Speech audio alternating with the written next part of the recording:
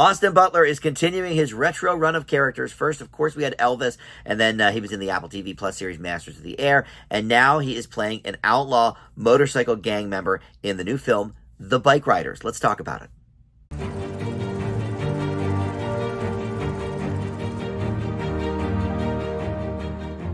Hey guys, Dan here. This is Dan Reviews It. Welcome to my spoiler-free review for the brand new film, The Bikeriders. This is playing exclusively in theaters and features, like I mentioned, Austin Butler. Also, Jodie Comer is here, Tom Hardy, and some other names that you will recognize. And Michael Shannon is in this as well, of course. And I say of course because this is directed by Jeff Nichols, and Michael Shannon has appeared in all of his movies. Kind of his lucky charm, I guess. But we'll get into all of this in just a second. First, let me welcome you into Dan Reviews It. Thank you for finding this video. We do movie and TV reviews here on the channel, and just about every day I post something new, so there's always a lot going on. With that in mind, please consider subscribing, click that like button, comment below, all that stuff, of course, helps the channel out. And check out my Letterboxd profile as well. It's a fun site to kind of catalog what you're watching. You can rate movies, review them, make lists of, whatever you want. And my Letterboxd profile is in the description below, so you can follow me on that. All right, let's talk about The Bikeriders. So this is based on not a true story, but it is based on a real photo book that Jeff Nichols, the director, saw and thought, hey, this would be, a pretty cool idea for a movie. And it's about this motorcycle club from the 30s and 40s. So the motorcycle club itself that was featured in the book, isn't talked about here. Everything in this movie is basically fictitious, but it's based on this photo book. And Nichols was so inspired by it. Not only did he think, this might be an interesting movie to direct, he wrote the thing too. So he is the writer-director here. And like I said earlier, Michael Shannon has been in all of his movies, is kind of his lucky charm. I think I've seen all of them except that very, very first, really independent one. But Take Shelter I've seen. Loving, he got some acting nominations for Ruth Negga and Joel Edgerton at various award shows. But my favorite is Mud. This is a top 50 movie of all time for me. It was one of these movies I knew nothing about going in and just turned out loving it. Matthew McConaughey, the main star of that, but Michael Shannon is in that one too. But yeah, check out Mud if you've not seen that. But here we have So instead of the Outlaws MC, which is the motorcycle gang in the photo book, we have the Vandals MC, and this is set in the 60s and 70s. So it's not even really in the same era of what was in the photo book, but we do have the interviewer and the person, Danny Lyon, who is the real person that did the photo book. He is a character in this as well, played by Mike Faced, who we recently saw in Challengers. And he is, kind of tagging along with the motorcycle gang throughout the earlier parts of the film.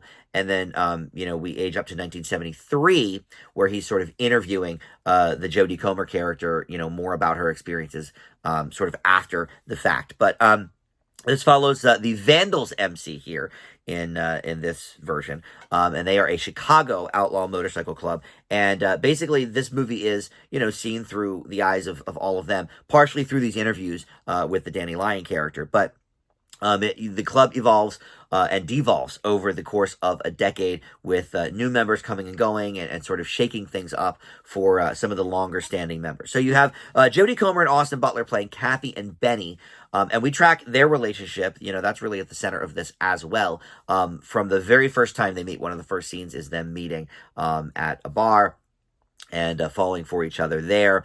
And we have Tom Hardy as Johnny, who is, basically he runs the club. He is the man in charge. He's the man everybody wants to go see. And his whole thing, the whole reason he decided to even start this club was inspired by a Marlon Brando film. And so Tom Hardy is kind of doing like a Brando sort of thing in this movie. We'll get into the performances in just a little bit. But you also have, of course, like I said, Michael Shannon, Mike Faced. Norman Reedus shows up as well. Of course, many people love him, of course, in Seeing Anything, but mostly from The Walking Dead. But he shows up in this as well. So look, I don't ride motorcycles. Not that I couldn't care less about them. They're cool to look at, certainly. My dad rode for a little bit when I was a very little kid, but I've never even been on one, but they're cool to look at, right? And this movie could have been in the 60s. Like, yeah, it takes place in the 60s and 70s, but what Jeff Nichols sort of excels at. All of his movies like take place in the South, whether they're present day or not. Like Mud is present day. Loving is about the interracial marriage laws in I think the 60s, right? So he gets these time periods right. But what struck me the most with his directing in this movie is that this movie feels like it could have come out in the 60s or 70s. Not just it takes place there, but this really has that retro feel that movies of the time, that were current had. Easy Rider is obviously, a simple comparison to make, and they do mention that in this movie. Of course, any bike rider worth its salt, in the 60s and 70s loved Easy Rider. So they do, slightly mention that here. But so the look of the movie is really great as well. And I think it's something that Nichols does excel at. Really capturing not only the themes of the movie, but the time period and the just the feel of that era and that situation. And so, Chicago maybe not quite as south as Mud or Loving, but anyway, so let's talk about the performances, because I think they're great as well in parts. The worst one is Tom Hardy. So look, when Tom Hardy came on the scene, in Lawless and some other of his early movies, I was like, wow, this guy's really cool. He's one to watch. I love his sort of, the way he kind of mumbles his lines a little bit. And then half the movies, he had like a mask on. He was Bane, or he was in the Mad Max movie or whatever. And so it was like, oh, wow, he's so mysterious. But the more I watch of Tom Hardy's movies, the more I just don't think he has a lot of range. Yes, he's doing a little bit of a take on Brando here because that's the character. And luckily, the character is written really, really well. So that's, thanks to Jeff Nichols. But the performance is not something that really blew me away. I will say he has more forehead wrinkles than I've ever seen on anybody. He's got like 7 forehead wrinkles in every scene. He gets real intense and you just see his forehead wrinkle up. But the ones to watch here are Austin Butler and Jodie Comer. So Jodie Comer, I knew the name, but I've never seen Killing Eve. That's probably what she's most known for.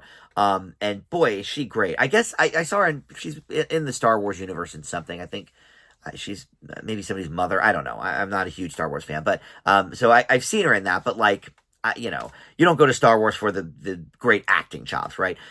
She was fantastic here, and her character is kind of the glue that holds us all together, because she also acts as kind of the narrator, because through the interviews with Danny Lyon, the Mike Faced character, we see her kind of tell the story, in between scenes, she'll sort of be setting the stage.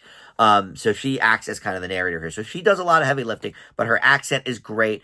And her performance is fantastic. And then you've got Austin Butler, who, look, after Elvis, I was like, I don't know who this guy is. I guess he was on iCarly or one of those shows when he was younger, which I never watched.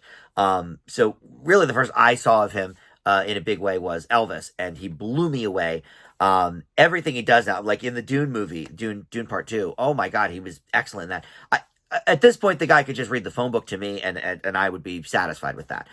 Yes, I have, Austin Butler's like my current, celebrity crush or whatever, but he is excellent here. And it's interesting because even though he's not that far removed from the time period of Elvis, Elvis didn't die till the 70s. So yeah, some of the time period of the Elvis movie fits right in here too.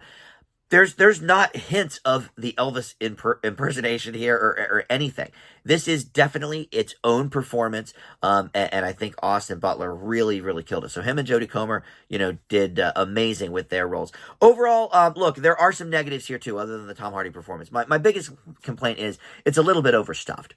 I think we've added a little too many characters, and yes, some of them are necessary to bring in, to add to sort of the, moving the plot along, and, what happens with the motorcycle club, the devolving of it, and the new versus the old kind of vibes. But I do think we get a little too overstuffed. Yeah, there's a few guys that are part of the motorcycle club the whole time that, are in the background. They might have a, handful of lines here or there, and they're always kind of there. So that's fine. But I just think we got a little too overstuffed with the plot, maybe. I do like, though, that even though some of the things that Johnny and the gang do are pretty reprehensible, this is just sort of not saying like, oh, these guys are terrible people, or, hey, let's glorify this. I think Nichols was just saying, hey, this is kind of what motorcycle gangs were like in the 60s and 70s, maybe. There's no sort of like stamp of approval of, oh, yeah, they did this horrible thing. Wasn't that cool? I will say the smoking looks cool. I'm not a smoker, but, you have these retro movies, taking place in the 60s and 70s where everybody's smoking. And when they look like Austin Butler, it's cool. I gotta say, plug for the tobacco industry, I guess. But look, this is definitely a good movie. Another good one in the Jeff Nichols filmography. I leave The Bikeriders with a B plus, and you can, like I said, check this out in theaters now. All right, thank you so much for watching Dan Reviews It. I'll see you next time.